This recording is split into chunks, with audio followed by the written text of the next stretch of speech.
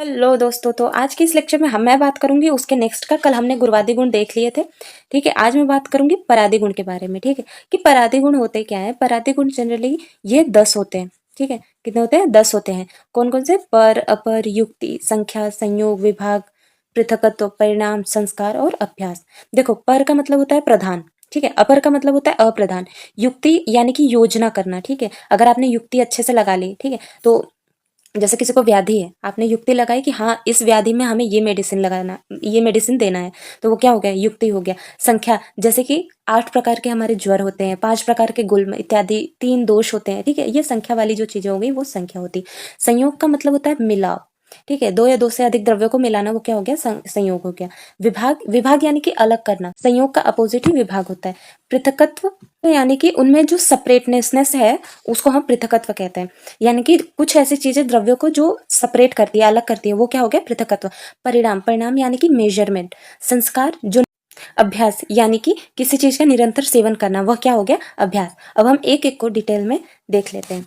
तो हमारा पहला नंबर आ गया परत्व यानी कि सुपेरियरिटी। ठीक है, सुपेरियरिटी यानी कि प्रधानता। ठीक है, परत्व अर्थात की प्रधानता। एक ही जाति में अनेक द्रव्य, ठीक है, एक ही जाति हो, जो स्पेशीज हो वो एक ही जात के हो, द्रव्य में जो प्रधान होता है उसे हम क्या कहते हैं? परत्व कहते हैं।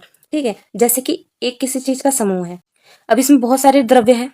ये कौन सी स्पेशीज है? मतलब एक ही स्पेशीज यानी कि एक ही जाति में। अब एक ही जाति में कोई एक द्रव्य क्या हो गया? प्रधान हो गया। जैसे कि आप एक देखते हो गांव है, अगर आपके पास देखते हो ये गांव है तो उसमें बहुत सारे घर होते हैं, लेकिन उस गांव में कोई एक ही मुखिया बनता है, तो वो क्या हो गया? प्रधान हो गया। ठीक उसी प्रकार से परत्व यानी कि प्रधानता, एक ही जाति के अनेक द्रव्य में जो प्रधानता पाई जाती है उसे हम क्या कहते हैं? पर कहते हैं। अब उसकी चिकित्सा शास्त्र देख लेते हैं। ये बहुत ज्यादा इंपॉर्टेंट है, आपको चिकित्सा शास्त्र जो है लिखना ही आना चाहिए।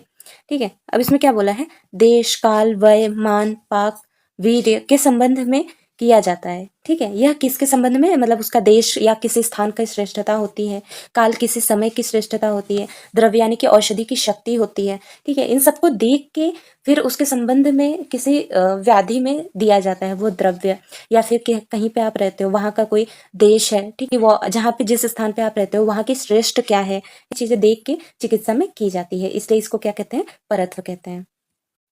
देन आ गया अपरत्व यानी कि इंफीरियोरिटी, तो यानी कि अप्रधान, यह प्रधान नहीं होता। ठीक है, अपनी ही जाति में अप्रधानहीन हो उसे हम क्या कहते हैं? अपर कहते हैं। इसके चिकित्सा शास्त्र क्या हो गया? अनुपदेश, आदान काल, वृद्ध वय, अप्राकृत, मान, वीर, रस आदि को अपर कहे जाते हैं। ठीक है, तो ये क्या हो गया? अपरत्व। फिर आ जाता है युक्ति यानी कि रेशनल एप्लीकेशन। जिस वस्तु की जहां योजना उचित हो उसे वहां योजित करना युक्ति है। यानी कि किसी वस्तु की आप कल्पना कर रहे हो, ठीक है, वह वहां पे उचित रूप से पहुंच गई हो तो आपकी कल्पना क्या, उसे क्या कहते हैं? युक्ति कहते हैं। देन आता है चिकित्सा शास्त्र। ठीक है, चिकित्सा शास्त्र में क्या कहता है? युक्ति का महत्व सर्वोपरि है। ठीक है, युक्ति को सर्वोपरि क्यों माना है? क्योंकि युक्ति से ही, ठीक है, संसार के सभी द्रव्य औषध को कहे गए हैं, परंतु उनका औषधत्व तभी चरित्रार्थ होता है जब उनकी योजना सम्यक रूप से है। ठीक है, अगर कोई औषधि है आपके पास, अगर वो सही रूप से काम कर रही है तो इससे पहले आपने योजना ही बनाई होगी। ठीक है, अब जैसे कि फॉर एग्जाम्पल एक देख लो कि आप काढ़ा बनाते हो, ठीक है, घर में काढ़ा, तो काढ़ा जब बनाया इसके पहले किसी ने योजना ही बनाई होगी कि यार ऐसे बनाएंगे तो काढ़ा ऐसे बनेगा, तब जाके, मतलब कि एक पानी लो, बर्तन में लौंग, इलायची, चीनी, चाय पत्ती वगैरह डाल दो, ठीक है, वो काढ़ा बन गया।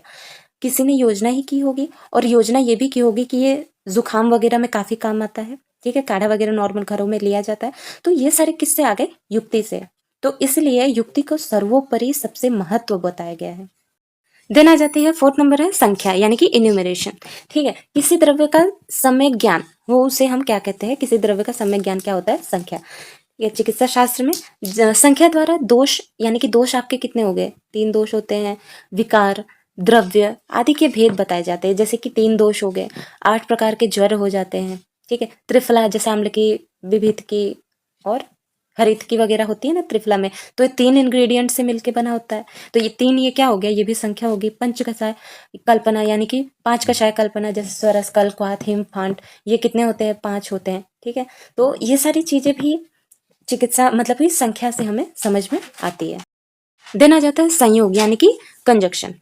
दो या दो से अधिक द्रव्यों का मिलन क्या होता है? संयोग। संयोग का मतलब होता है मिला।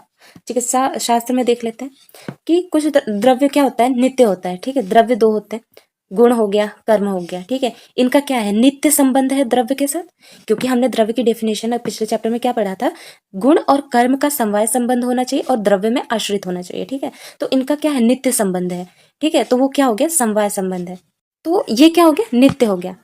देन आ गया अनित्य। अनित्य मतलब कि द्रव्य दूसरे द्रव्य के संबंध है, वह क्या हो गया? अनित्य हो गया। उसे हम क्या कहते हैं? संयोग। देखो, संयोग मतलब ऐसी वस्तु जो एक दूसरे से अलग हो सके।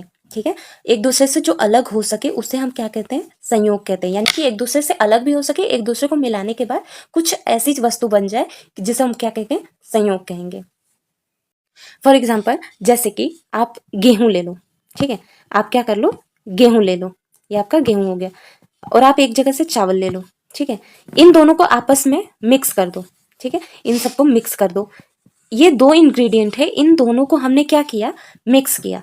लेकिन इतना तो है कि हम चावल और गेहूं इन दोनों को विभाग कर सकते हैं, अलग कर सकते हैं। ठीक है, तो यहाँ पे जो हमने मिक्स किया उसे हम क्या कहेंगे? संयोग कहेंगे। और ये दोनों अनित्य हैं, यानी कि कभी भी हम इसको देख के अलग कर सकते हैं, तो वो क्या हो गया? अनित्य। यानी कि संयोग क्या होता है? अनित्य होता है। नेक्स्ट टॉपिक आ गया विभाग, यानी कि डिसजंक्शन। विभाग यानी कि द्रव्यों के विभाजन एवं संयोग के नाश को विभाग कहते हैं। ठीक है, द्रव्यों के विभाजन और संयोग के नाश को हम क्या कहते हैं? विभाग कहते हैं। इसका चिकित्सा शास्त्र देख लेते हैं। द्रव्य का कोई टुकड़े में बांटना, जैसे कि गुड़ूची क्वाथ। ठीक है, आपने गुड़ूची का क्वाथ बनाया, गुड़ूची फांट को छोटे छोटे टुकड़ों में काटना, जैसे कि रोग मुक्त काल में दोष और दुष्य का पृथक होना। ठीक है, यानी कि आपको ऐसी अवस्था है जैसे कि आप अभी स्वस्थ हैं। ठीक है, शरीर में आपके कोई व्याधि नहीं है, तो दोष और दुष्य यानी कि जो आपके शरीर के दोष हैं और दुष्य हैं वो क्या हो गए? अलग होते हैं।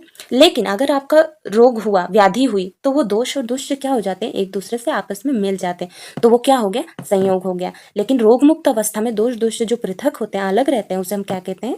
विभाग। नेक्स्ट टॉपिक आ जाती है पृथकत्व, यानी कि सेपरेटनेस।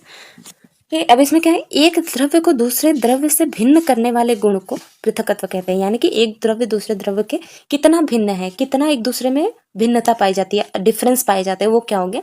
पृथकत्व। जैसे हम चिकित्सा शास्त्र में देख लेते हैं, जैसे कि हरितकी से आम्लकी भिन्न है। ठीक है, अब हरितकी आप देख लो, यह क्या होगी? पंच कषाय है, 5 रस वाला भी है, लेकिन इसमें कषाय रस प्रधान होता है हरितकी में, आम्लकी में अम्ल रस प्रधान होता है। ठीक है, तो अब ये हरितकी जो होता है उष्ण होता है, आम्लकी क्या होता है? शीत होता है। यह अग्निवर्धक होता है, यह पित्त को शांत करता है, आम्लकी। ठीक है, तो इस तरीके से हम इन दोनों को डिफरेंस को देख सकते हैं कि आम्लकी और हरितकी, जैसे कि त्रिफला लिया। ठीक है, विभितकी को नहीं, आपने डिफरेंस किसमें देखा? हरितकी में देखा और आम्लकी में।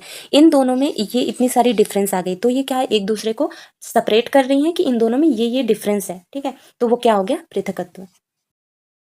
देन आ जाता है परिणाम, यानी कि मेजरमेंट। देखो, इसमें क्या हो गया? मान व्यवहार के कारणभूत गुण को परिणाम कहते हैं। आप किसी चीज को मेजर करते हैं, ठीक है, तो वो क्या हो गया? परिणाम हो गया। अब चिकित्सा शास्त्र में जैसे पौतो यानी कि तुला। ठीक है, इसमें हमें वजन, भार का ज्ञान प्राप्त होता है। ध्रुवय यानी कि प्रस्थ, आयतन का ज्ञान होता है, मतलब आयतन कितना है उसका हमें ज्ञान होता है। देन पाया आ गया, अंगुली, लंबाई चौड़ाई का ज्ञान होता है। तो ये किससे करते हैं? मेजरमेंट, परिणाम के थ्रू। ठीक है, अब जैसे कि आपको द्रव्य लेना है। ठीक है, आपको औषधि लेनी है, तो औषधि में आपको जैसे त्रिफला हो गया। ठीक है, आपको त्रिफला लेना है, तो उसमें आपको कितना मान लेना है, यह किसके थ्रू पता चलता है? परिणाम के थ्रू। आपको 1 चम्मच लेना है, आधा चम्मच लेना है, ये क्वांटिटी किसके हिसाब से पता चलती है? मेजरमेंट के थ्रू पता चलती है। नेक्स्ट आ जाता है संस्कार, यानी कि प्रोसेसिंग। संस्कार का अर्थ है सम्यककरण। ठीक है, सम्यककरण क्या होता है? संस्कार। चिकित्सा शास्त्र में देख लेते हैं, संस्कार जल, अग्नि, शौच, देश, काल रखने से होता है। ठीक है, इनसे होता है। जैसे कि अब नया चावल है, नया चावल क्या होता है? गुरु होता है, लेकिन पकने के बाद वो क्या हो जाता है? लघु हो जाता है। और ताम्र के बर्तन में, ठीक है, ताम्र के पात्र में घृत को रखा जाता है, तो वो क्या हो जाता है? विष के समान हो जाता है। यह क्या होते हैं? उनके संस्कार, यानी कि किसी चीज का परिवर्तन होना, वह क्या हो जाता है? संस्कार। जैसे कि आप घृत में किसी चीज को भर्जित करते हो, ठीक है, तो उसका स्वाद, उसका वीर्य, पोटेंसी वगैरह कितनी अच्छी हो जाती है, तो वो क्या हो गया? संस्कार हो गया। संस्कार अनुवर्तन, याद रखना, घृत को संस्कार अनुवर्तन का नाम भी दिया गया है। द नेक्स्ट आ गया अभ्यास यानी कि प्रैक्टिस। ठीक है, किसी पदार्थ का निरंतर सेवन करना क्या हो जाता है? अभ्यास। अभ्यास बार बार आप प्रैक्टिस करो। ठीक है, वो क्या हो गया? अभ्यास। चिकित्सा शास्त्र में क्या होता है? गुणकारी औषधि यानी कि द्रव्य एंड कर्म, योग का लाभ उनके अभ्यास से ही पता चलता है। मतलब कि कोई भी एक द्रव्य है, औषध है, ठीक है, उसका कर्म उसके निरंतर अभ्यास से ही पता चलेगा। आप कोई भी चीज़ लो, कोई भी औषधि लो, ठीक है, उसका क्या काम करेगा। ज़रूरी नहीं है कि एक औषधि दी तो उसी से ही सब कुछ ठीक हो जाएगा। बार बार देने से, निरंतर देखने से कि हाँ ये व्याधि को ठीक कर रहा है या नहीं, ठीक है, ये सारी चीज़ें देखने से, निरंतर अभ्यास से ही पता चलता है। तो ये क्या हो गया? अभ्यास।